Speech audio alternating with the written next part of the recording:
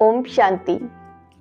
कई भाई बहनों ने प्रश्न किया है कि जब भी किसी की मृत्यु होती है तो प्राण कहाँ से निकलते हैं, क्योंकि हम लोग देखते हैं कि किसी का मुंह टेढ़ा हो जाता है, किसी का मुंह खुला रह जाता है, तो किसी की आंखें फटी रह जाती हैं, तो किसी का मलमूत्र हो जाता है। तो कैसे किसी के भी प्राण निकलते हैं, कहाँ से निकलते हैं, हृदय से मानूं या फिर आंखों से मानूं, कहाँ से निकलते हैं। तो ये बहुत ही संजीदा विषय है और इसको समझने के लिए मैंने गरुड़ पुराण का अध्ययन किया, क्योंकि मेरा भी इंटरेस्ट रहा है मृत्यु के बारे में जानने का कि कैसे मृत्यु होती है व्यक्ति की और ये आंखें क्यों फटी रह जाती है। मेरे मन में भी प्रश्न उठे थे और मुझे लगता है जब मेरे मन में प्रश्न उठे तो आप सबके मन में भी होंगे और कई भाई बहनों ने ये प्रश्न किए भी हैं। तो मैंने फिर उसका गरुड़ पुराण का अध्ययन किया और उसके बाद कुछ अपना 2-4 अनुभव के शब्द भी हैं उसमें। तो एक ये बहुत ही गूढ़ विषय है कि मृत्यु के बाद व्यक्ति के जो प्राण होते हैं कैसे निकलते हैं। और ये तो सच है ही है, सार्वभौमिक सत्य है कि जिस व्यक्ति का जन्म हुआ है उसकी मृत्यु निश्चित है, चाहे फिर वो घोर पापी से पापी व्यक्ति हो और सन्यासी से बड़ा सन्यासी हो, कोई भी हो। तो आइए आज हम जानते हैं कि जब भी किसी व्यक्ति की मृत्यु होती है तो प्राण कहाँ से निकलते हैं। मेरी समझ के अनुसार और मैंने जो भी अध्ययन किया उसके अनुसार मैं बात करूं तो हमारे जो शरीर में 9 चक्र होते हैं और उन 9 चक्रों में 2 कान, 2 आंखें, 2 नासिका, मुंह और मलमूत्र त्याग करने के 2 अंग। तो ये 9 जो चक्र हैं इन्हीं के माध्यम से प्राण निकलते हैं व्यक्ति के। और वो कौन सा माध्यम होता है किस व्यक्ति का, वो सब अलग अलग उनके कर्मों के आधार पर होता है। जैसे कि आपने देखा होगा, अगर देखा है तो आप बताइएगा भी कमेंट सेशन में कि किसी व्यक्ति की जब मृत्यु होती है तो उसका मलमूत्र हो जाता है। लोग कहते हैं कि उसका तो मलमूत्र हो गया, उसकी मौत हुई। तो क्या आत्मा, क्या प्राण, जो प्राण ऊर्जा है वो मलमूत्र के अंगों से निकली है? तो जी हाँ, बिल्कुल। जैसे कि हमने पहले भी कहा कि जो हमारी मृत्यु है वो हमारे कर्मों पर आधारित होती है।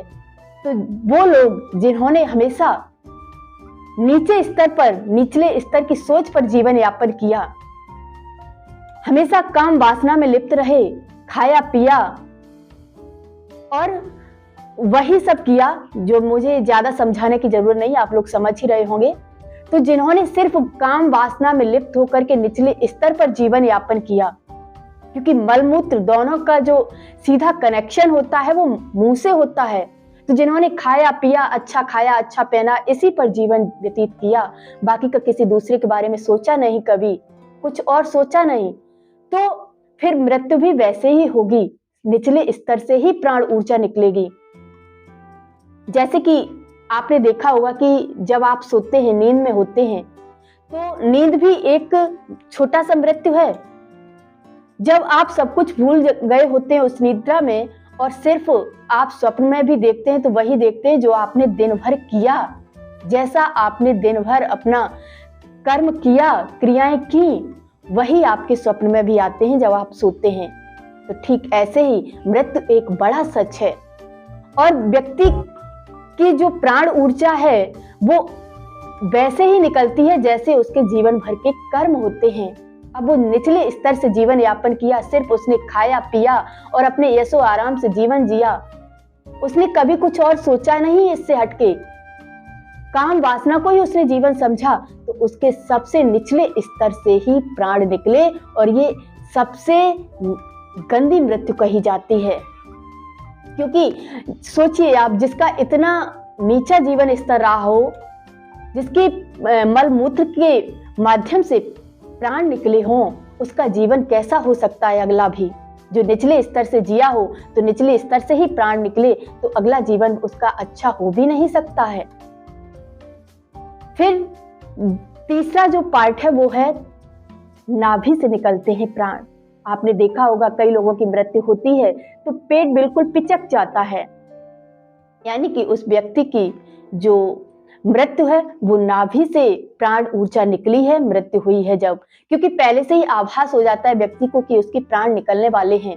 और जब वो आभास हो जाता है तो प्राण ऊर्जा वहीं से निकलती है जो उसने जीवन भर कर्म किए। अब नाभि से उन लोगों की निकलती है जो सिर्फ और सिर्फ अपनी वाहवाही के लिए जीवन जिए, जिन्होंने सिर्फ यही सोचा कि हमें प्रसिद्धि कैसे मिले, समाज में हमारी वाहवाही कैसे हो, उसके लिए चाहे जैसे भी कर्म करने पड़े हो किए, बस वाहवाही मिले। तो ऐसे लोगों की भी मौत बहुत अच्छी नहीं होती है, क्योंकि नाभि से निकले हुए भी प्राण कोई आपको श्रेष्ठ मार्ग की ओर नहीं ले जाएंगे अगले जन्म में।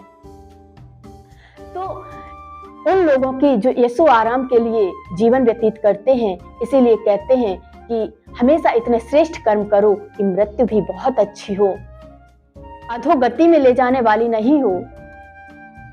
तो ऐसे लोगों की भी मृत्यु नाभि से प्राण निकल करके ही होती है। अब एक वो लोग होते हैं जिनका आपने सुना होगा कि हार्ट अटैक से मृत्यु हुई।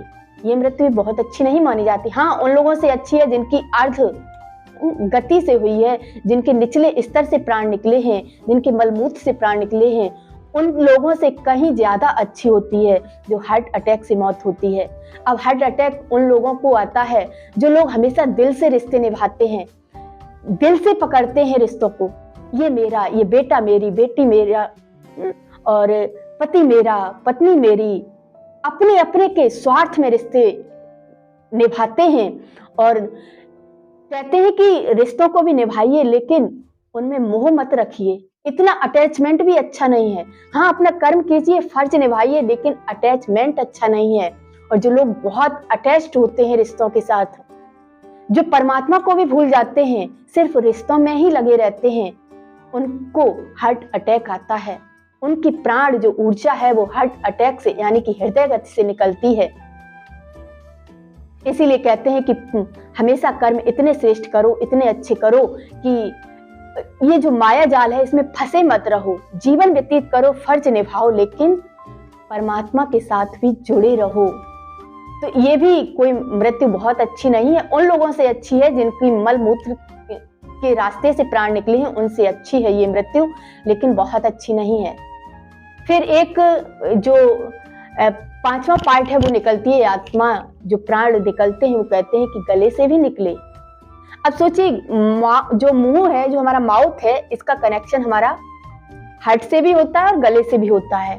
तो कभी कभी आपने देखा है कि मुंह लोगों का खुला रह जाता है, टेढ़ा रह जाता है, यानी कि जो आत्मा निकली है, जो प्राण वायु निकली है, वो मुंह से होकर के निकली है। ये मौत भी बहुत अच्छी नहीं है। अगर आपको लगता है कि ये मौत बहुत अच्छी है तो ऐसा भी नहीं है, क्योंकि जो व्यक्ति है वो उसके यहाँ से निकलती है जिसने ज्ञान का अध्ययन किया, ज्ञान लोगों को सुनाया, लेकिन उस ज्ञान को उसने अपने जीवन में पूरी तरह से अप्लाई नहीं किया, उसने अनुकरण नहीं किया उस ज्ञान का, सिर्फ पढ़ा और सुनाया।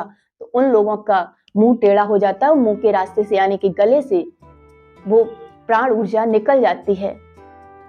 फिर आपने देखा होगा कि किसी किसी की आंखें फटी रह जाती हैं। ये मृत्यु काफी हद तक बहुत अच्छी है। जो आंखें फटी रह जाती हैं वो लोग होते हैं जिन्होंने अपने जीवन में थोड़ा बहुत मेडिटेशन भी किया, ज्ञान सुनाया तो उसका जीवन में थोड़ा बहुत अनुकरण भी किया, बहुत नहीं थोड़ा बहुत, परमात्मा का ध्यान भी किया, जुड़े रहे, भूले नहीं, दुनिया में भी रहे तो साथ साथ परमात्मा से भी जुड़े रहे, आध्यात्म से भी जुड़े रहे। ऐसे लोगों की जो मृत्यु होती है वो कहीं तक बहुत अच्छी मानी जाती है, लेकिन सबसे अच्छी नहीं, बहुत अच्छी, निचले स्तर से तो बहुत अच्छी मानी जाती है। तो ये वो लोग होते हैं जिनकी आंखें फटी रह जाती हैं, यानी कि आंखों से प्राण ऊर्जा निकलती है, आत्मा आंखों के माध्यम से शरीर छोड़ती है। और सबसे अंतिम यानी कि फाइनली जो मृत्यु होती है, जो सबसे अच्छी मृत्यु होती है, जो संत महात्माओं की होती है, वो कहते हैं कि यहाँ से यानी कि सिर से ऊर्जा निकलती है। और आपने सुना होगा कि किसी के थोड़ा सा खोपड़ी चटक गई और आत्मा निकल गई, यानी कि उसकी जो मृत्यु हुई वो बहुत अच्छी हुई है। इसलिए आपने देखा भी होगा कि सनातन धर्म में जब भी किसी की मृत्यु होती है तो बेटा पिता को जब अग्नि देता है तो उससे पहले एक डंडा सिर में मारता है, यानी कि याद दिलाता है वो कि काश मेरे पिताजी की मृत्यु भी यहीं से हुई हो, बहुत अच्छी हुई हो। तो जैसी मृत्यु हुई होगी कर्मों के आधार पर ही हुई होगी, और जो भी मृत्यु होती है, जो भी प्राण निकलते हैं वो हमारे कर्मों के आधार पर निकलते हैं। तो इसीलिए कहते हैं कि कर्म इतने श्रेष्ठ कीजिए, आध्यात्म से जुड़े रहिए, जो आपकी मृत्यु हो तो सर से हो, आंखों से हो, लेकिन निचले स्तर से ना हो। क्योंकि आप लोगों ने अगर ऐसा देखा है तो आप लोग हमें कमेंट में जरूर बताइएगा कि किसी की मलमूत्र से भी मृत्यु हुई है, किसी की आंखों से हुई है, तो किसी का मुंह टेढ़ा भी हुआ है, आप लोगों को अच्छे से पता होगा। तो मेरा जो ज्ञान कहता है, मेरा जो अनुभव कहता है, मैंने आज तक जो भी पढ़ा, अध्ययन किया और सीखा और अनुभव किया, मैंने उसको साझा करने की कोशिश की है। और हमारे इस वीडियो को बनाने का किसी की भावना को ठेस पहुंचाने का उद्देश्य नहीं है। मेरा सिर्फ ये है कि आप कर्म इतने अच्छे कीजिए जो आपकी मृत्यु अच्छी हो, निचले स्तर से नहीं बल्कि उत्कृष्ट स्तर से हो, उच्च स्तर से हो।